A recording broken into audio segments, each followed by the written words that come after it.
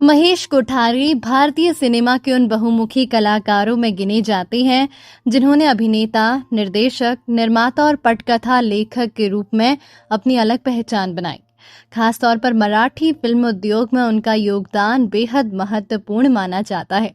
उन्होंने मनोरंजन की दुनिया में कई दशकों तक लगातार काम किया और अपनी फिल्मों के माध्यम से दर्शकों का भरपूर मनोरंजन किया। ऐसे में आज की हमारी इस वीडियो में हम आपको बताएंगे इस बाल कलाकार के परिवार के बारे में, जहां आज ये बाल कलाकार बड़ा नाम बन चुका है, बल्कि उनके बेटे, बहू, पत्नी सभी इंडस्ट्री का बड़ा नाम बन चुके हैं। तो चलिए हर बार की तरह आपको याद दिला दें, अगर आप हमारे चैनल पर नए हैं तो चैनल को सब्सक्राइब जरूर कर लें। महेश कोठारे दिग्गज भारतीय अभिनेता, निर्देशक और निर्माता हैं, जिन्हें मराठी सिनेमा में क्रांतिकारी बदलाव लाने के लिए जाना जाता है। उन्होंने 1960 के दशक में राजा और रंक जैसी फिल्मों में बाल कलाकार के रूप में शुरुआत की और बाद में डॉल्बी डिजिटल साउंड व 3D फॉर्मेट जैसी तकनीक को मराठी फिल्मों में पेश किया। महेश कोठारी का जन्म 28 सितंबर 1953 को मुंबई में हुआ था। उनके माता पिता अंबर कोठारे और अभिनय क्षेत्र से जुड़े थे। उन्होंने बहुत कम उम्र से ही सिनेमा में अभिनय करना शुरू कर दिया था। मास्टर महेश के रूप में उन्होंने राजा और रंक, 1968, छोटा भाई, मेरे लाल और घर घर की कहानी 1970 जैसी कई प्रसिद्ध हिंदी फिल्मों में महत्वपूर्ण भूमिका निभाई। राजा और रंक फिल्म का प्रसिद्ध गीत तू कितनी अच्छी है उन पर ही फिल्माया गया था। महेश कोठारी ने बतौर निर्देशक अपनी पहली मराठी फिल्म धूम धड़ाका 1985 बनाई, जो बॉक्स ऑफिस पर काफी सुपरहिट रही। इसके बाद उन्होंने दे दणादण 1987, झपाट लेला 1993 और माझा छकुला 1994 जैसी कई ब्लॉकबस्टर फिल्मों का निर्देशन किया। वो मराठी सिनेमा में तकनीकी नवाचार लाने के लिए जाने जाते हैं। उन्होंने ही पहली बार मराठी फिल्मों में डॉल्बी डिजिटल साउंड का इस्तेमाल किया और 1993 की हॉरर कॉमेडी झपाट लेला के सीक्वल झपाट लेला 2 2013 को वास्तविक 3D प्रारूप में बनाया। कोठारी ने अपनी किशोरावस्था में ही हिंदी फिल्मों में राजा और रंक और घर घर की कहानी जैसी फिल्मों से अपने करियर की शुरुआत की। बाद में उन्होंने मराठी सिनेमा की ओर रुख किया, जहां उन्होंने कई जाने माने सितारों और निर्देशकों के साथ काम किया। साथ ही हिंदी फिल्में भी बनाते रहे। हालांकि उन्हें कोई खास सफलता नहीं मिली। धूम धड़ाका, झपाट लेला 2, खतरनाक और खबरदार जैसी हिट फिल्मों के साथ कोठारे एक शीर्ष मराठी निर्देशक बन गई। फिल्म घर का बेदी और लेक चलली सासरला में उन्होंने नकारात्मक किरदार निभाया। कोठारे ने लक्ष्मीकांत बद्रे, सचिन पिलगावंकर और अशोक शराफ के साथ मिलकर एक सफल चौकड़ी बनाई, जिसने 1980 और 1990 के दशक में मराठी सिनेमा उद्योग में लगातार हिट फिल्में दी। ये कोठारे विजन प्रोडक्शन हाउस के मालिक भी हैं।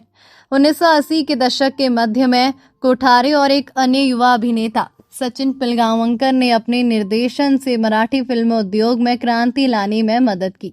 पिलगावंकर ने नवरी मिले नवरायाला का निर्देशन किया, जबकि कोठारे ने धूम धड़ाका का निर्देशन किया।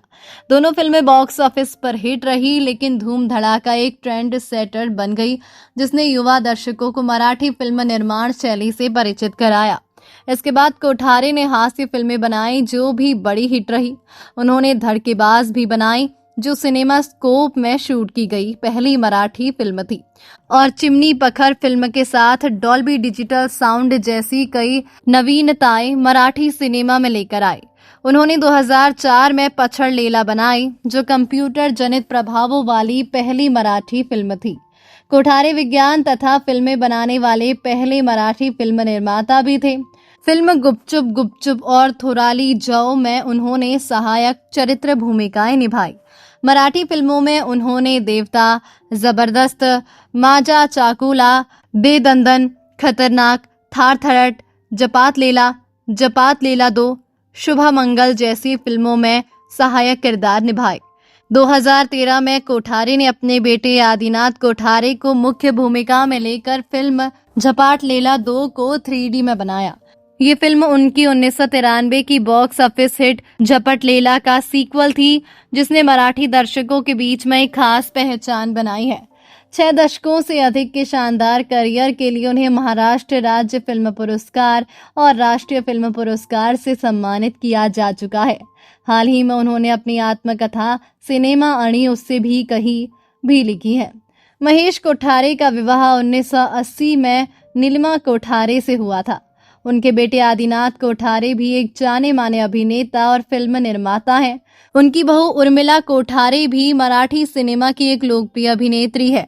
आदिनाथ ने अपने पिता की विरासत को आगे बढ़ाया और अभिनय के साथ साथ निर्माण के क्षेत्र में भी सफलता हासिल की।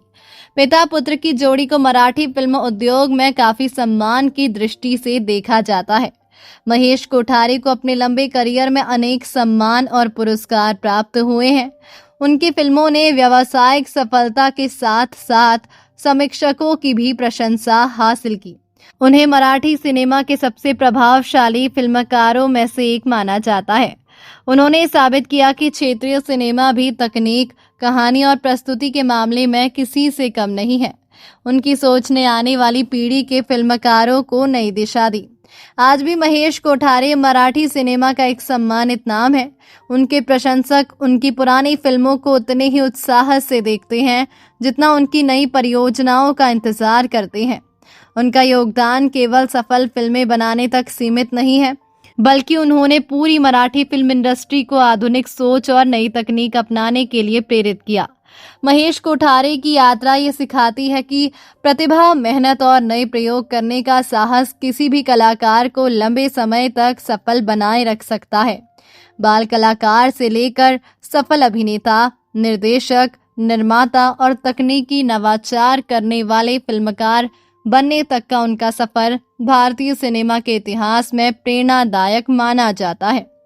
उनकी पहचान केवल एक सफल फिल्मकार की ही नहीं, बल्कि ऐसे रचनात्मक कलाकार की भी है जिसने मनोरंजन को नई ऊंचाइयों तक पहुंचाने का प्रयास किया।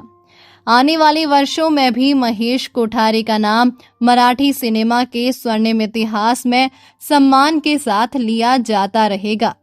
तो दोस्तों, अभी के लिए बस इतना ही। मिलते हैं अगले वीडियो में। तब तक आप अपना ध्यान रखिए। Bye bye.